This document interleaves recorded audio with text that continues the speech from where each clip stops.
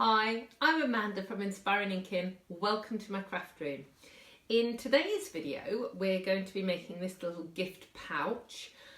It's really cute. It's cute size. It has a square base, so it's quite roomy at the base, and then it tapers up and it's flat at the top. Now, I designed this bag for my online team training that I run every month. I have team members all over the UK and in Europe too. And what I wanted to do was showcase this fabulous paper, and it's called the I can't even say it. It's called the Frosted Floral Designer Series paper. And in the description it says it's pearlized. But seriously, until you see it up close, you don't know how beautiful it is. So when I turn the camera around in a minute, I'm going to give you a really close-up look at the paper. It's pearlized, both sides, really smooth, and it doesn't seem to crack either. I've kind of crumpled it, and I can't get it to crack. So I don't know what magic Stampin' Up have done on this paper, but you need some in your craft room. And when you see the patterns, you're definitely going to need it. So anyway, I designed this pouch, and it uses a 6 by 6 inch piece of paper. So I thought, once I designed it, well, surely it'll be quite easy then just to double everything and use 12 by 12. So I did. So I made this size, which is brilliant. And then I thought, well, okay, so what about a 10 inch? And what about an 8 inch? So although I'm going to be sharing one of the packages with you, if you scroll down on YouTube, or if you're on my blog, you need to scroll down as well, you'll find all the measurements for all of the 4 different sizes. So basically you just start out with a square, and there's just like a few score lines, a tiny bit of cutting. It's possibly the quickest, easiest bag pouch I've ever designed. So I hope you will enjoy making them. I will just, when I've got the camera down, I will show you a couple of ways of fastening it. On these two I've used library clips, which I'll show you, but on these two I've actually punched a hole in different ways just to give a closure. So I'll explain those as well. But let's turn the camera around and get crafting. So here are all of the bags, starting with the 12 inch, the 10 inch, the 8 inch and the 6 inch. I've got them all lined up. I'm just going to give you the measurements of what the finished bag size is.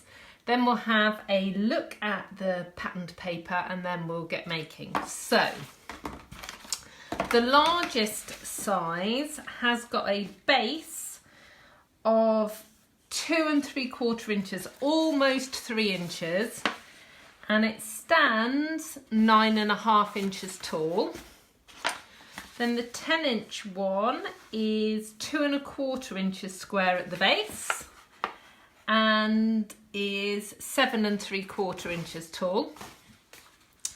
This is the 8 inch, so it is 1 3/4 inches square and stands almost, well, 6 3/8 tall. And then the teeny weeny one, which is the 6 inch, is 1.5 inches square at the base and 4 3/4 inches tall. So as you can see, a huge range of sizes, and actually I think it'd be really nice to do a collection of gifts in these bags. They look great under the Christmas tree, but they're great for all year round gifting. So I'm going to put those all to one side and just get the patterned paper out.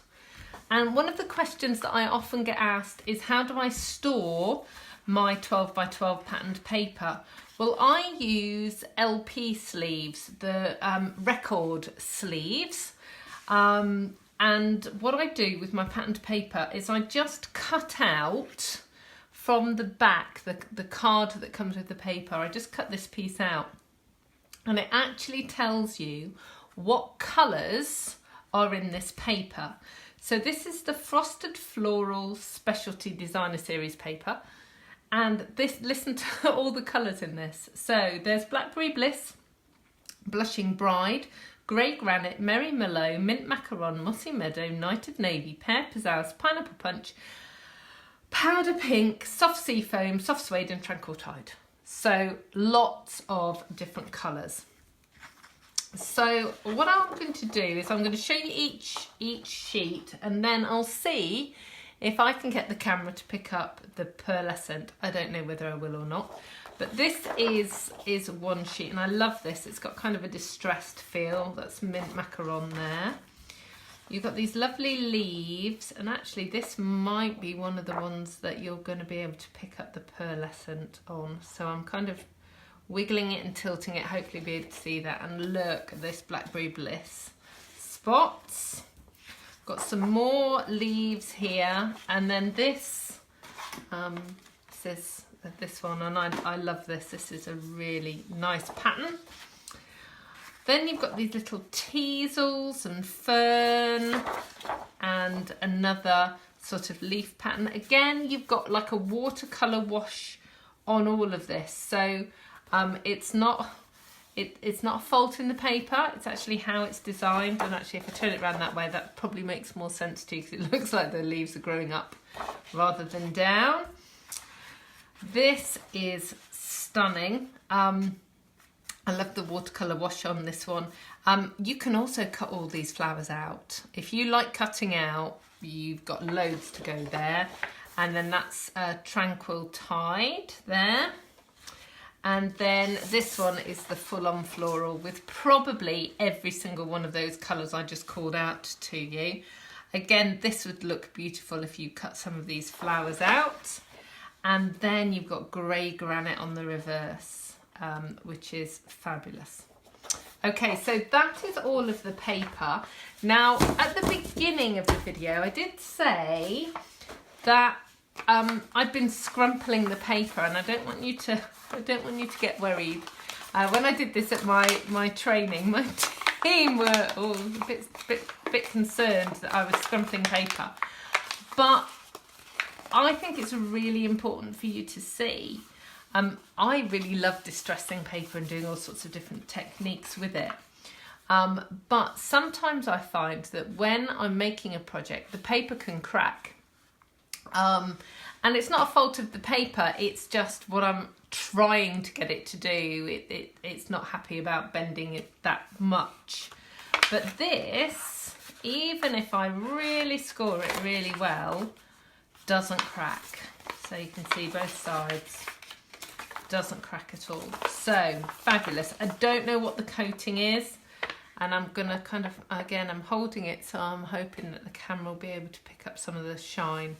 But it's silky smooth. Honestly, it feels like silk. Fabulous. Okay, right, so what I need to do to make this bag is I need a scoreboard, and what I am going to do first up is I'm going to score a piece of cardstock, because if I do this scoring on patterned paper, and this is the paper that I'm going to be using, the camera's just not going to be able to pick it up very well. And if you've ever watched any of my 3D projects before, you'll know that I always recommend that you make a template anyway. And here are all my templates for the different sizes of bags. So I think it's a really good kind of thing to do that anyway, and you'll be able to see it better on camera. So I'm going to do this first and cut it and show you how to do it, and then I'll do it quickly on this one and then do like a finished bag. So the first score line is at 2 3/4 inches. I'm going to go all the way around.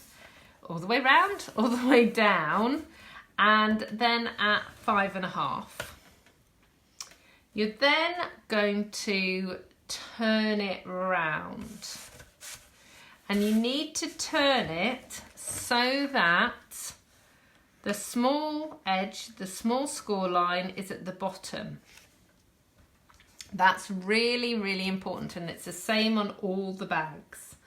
And then you're going to score it at 1 3/8. Now, the reason that I am showing you it on this little size, this 6 by 6, is because this measurement here, 1 3/8, and it kind of gets people confused. So that long line there, so I'm going to put my finger there, that's the 1 inch and that's the 2 inch.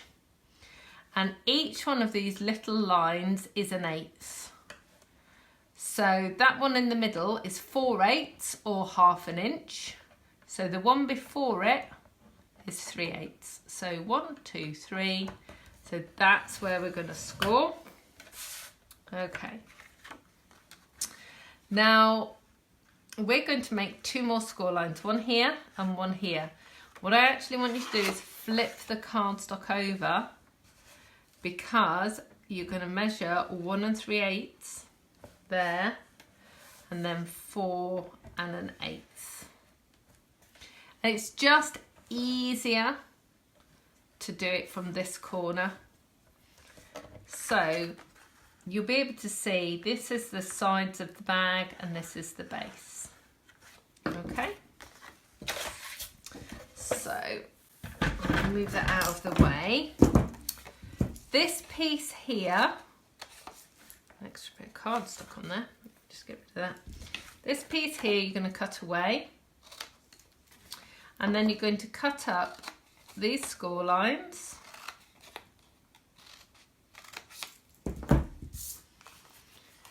And then you're just going to fold all of the score lines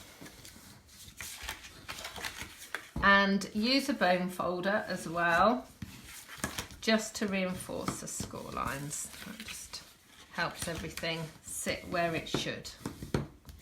Okay, so that is basically the bag, and like I said at the beginning of the video, this is kind of one of the fastest projects I've done. So what I'm going to do is I'm just going to repeat that measurements again on the patterned paper, and then I'll assemble it. So we are going to start at 2 3/4 inches and 5 1/2. I'm going to turn it round so that the skinny score line is at the base. I'm going to score it at 1 3/4 inches. No, 1 3/8. 1 3/8 of an inch. And then we're going to flip it over, and we're going to score there at 1 3/8. It's already scored there. And then the last score line is 4 1/8. So that's it. So we can get rid of the scoreboard. Snip this piece off.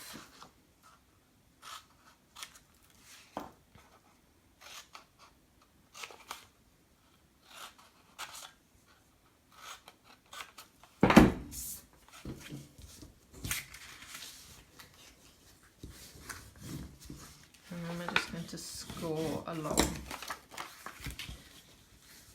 Now the centre score line that we've got does help shape the bag, but if you prefer you can leave it so that it's not scored there, and it will give you sort of a rounded edge, but I've put it in just to kind of keep this bit flat here. Okay. So in order to assemble the bag or pouch, I haven't really decided what to call it. It's kind of, it feels to me a bit more like a pouch than a bag. So I'm just going to put Tombow here. You can of course use glue tape if you want to. I wouldn't use snail or a glue runner. It's a 3D project. You need something that's a bit stronger. So you're going to glue that piece, just stick it down.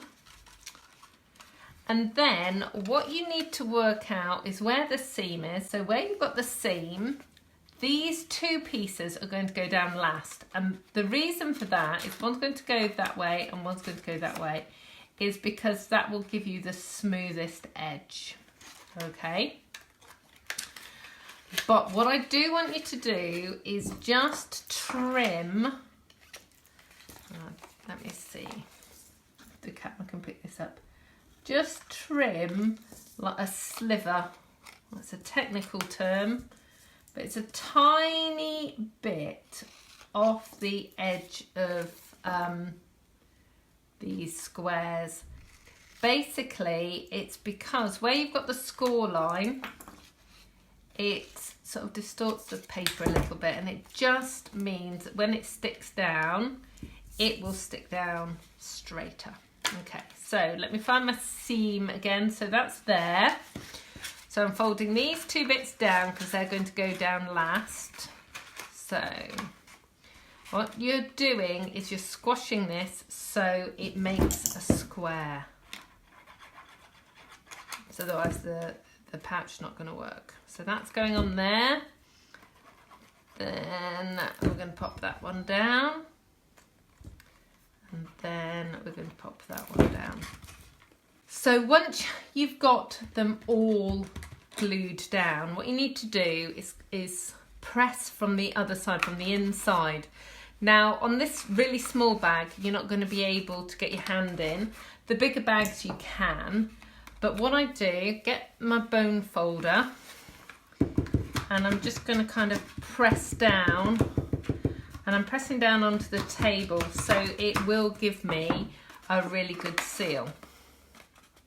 Now, depending on what you're going to put in the pouch, if you're going to put something quite heavy, you could put a piece of cardstock inside there. And what I would do is I would actually layer it in between the patterned paper. Okay, but that is it. It's done. I told you it's quick. So what I'm going to do now is just show you all of the fastenings that I have. The first one, this is a library clip. It's just a gold clip, and they're in the Stampin' Up catalogue, and all I've done is I've tied a ribbon around it. And obviously then you could put a tag or something on it if you wanted to. But I think that's a really nice finish, and that's the same on the 10-inch bag. This is Tranquil Tide ruffled ribbon, and this is the Merry Merlot ribbon. I think it's got the copper shimmer on it. But all of the links for everything that I've shown today will be when you scroll down either on my blog or on YouTube, and the links to go direct to my online store so you can shop 24/7, but all of the links for everything will be there. So that's the library clips, but then I've got these other two ways of fastening it. So I'm just going to undo this to show you. And then I'll redo it. So what I've done is I've punched a hole. I've used my crocodile because I wanted quite a large hole. You can probably actually just use a hole punch because you're just going through patterned paper. And this is the cotton trim, I think. Again, I'll put a link in the information so you'll be able to see. So I have threaded it through and then just tied it together like that, and then I've turned it upside down and I've tied my upside down bow. There is another video for my upside down bow, and you can search on YouTube for Inspiring Inkin upside down bow and you will find it. It's the way I always tie my bows to make sure that the tails of the ribbon, like this one, the tails of the ribbon are coming down in the right way. So I'm doing a loop, wrapping it round and pulling it through. And as I pull it through, I am pushing the tails down. So I'm actually making the tails go down that way. And what I'm doing is I'm just pulling and tightening this bow so that it's the right size. So you just have to keep wiggling it.